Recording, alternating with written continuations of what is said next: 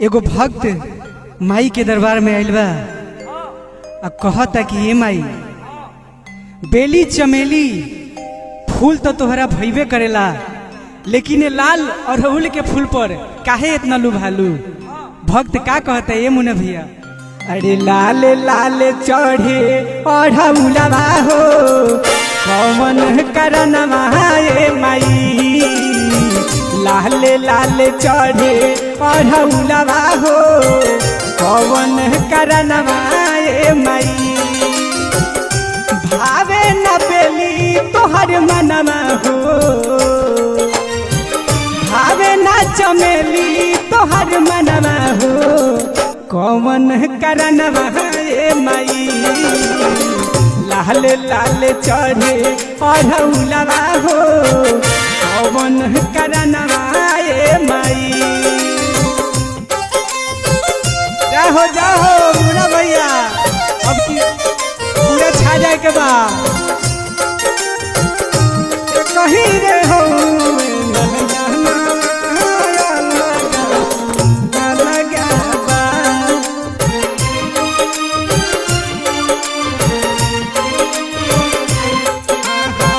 लाल लाल चढ़े चढ़ौलवा हो कौन करनवा।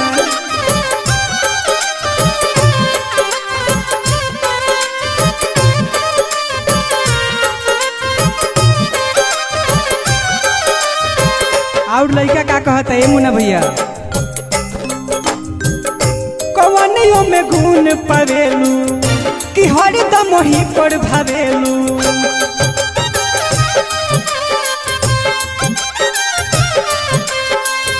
कवनियों में गुण पवेलू कि हरदम ही पर भावेलू, कि सब छोड़ी गछिया ये मैया कहे निमिया पर भावेलू। जानते हैं सूर्यलाल जी, देखिए हम ऐसा क्यों कर रहे हैं ताकि पब्लिक को लगे कि ये कोई स्टूडियो से रिकॉर्डिंग नहीं है, एक बार में हम लोग गाने को फाइनल कर रहे हैं। तो ये जो कलाकारी है हम लोग को रियली कलाकारी है।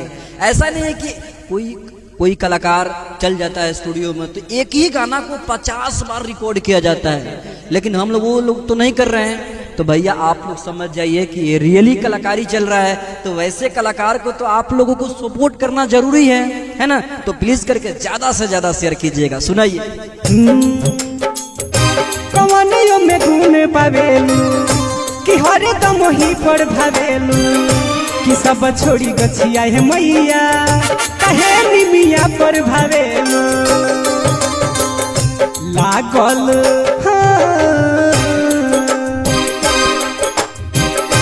लागल बाटे ई झूलनवा हो, लागल बाटे ई झूलनवा हो कौन करनवा ए माई, लाल लाल चढ़े अड़हुलवा हो कौन करनवा ए माई।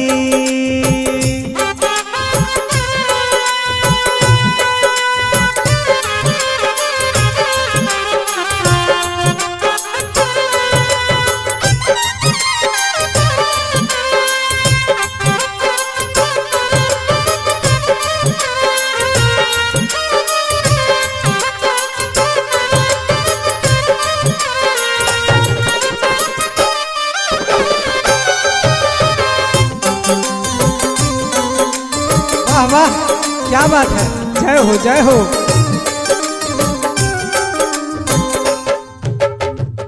पूछे छोटे लाल छबीला ए माई तू बतलावा,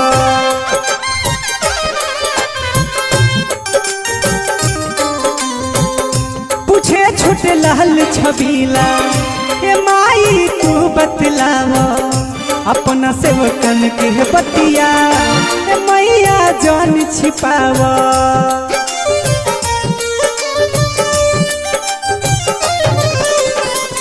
पूछे छोटे लाल छबीला माई तू बतलावा, अपना सेवकन से बतिया मैया जान छिपावा। सोना लाल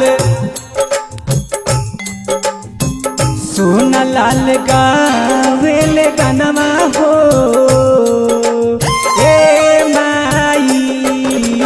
ए माई सोना लाल गावेल गनमा हो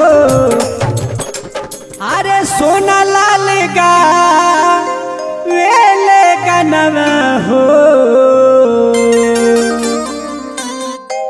अरे सोना लाल गावेल गनमा हो कौन करनवा ए माई लाल लाल चढ़े अढ़ौलवा हो कौन करनवा ए माई हाँ लाल लाल चढ़े अढ़ौलवा हो कौन करन करनवा ए माई।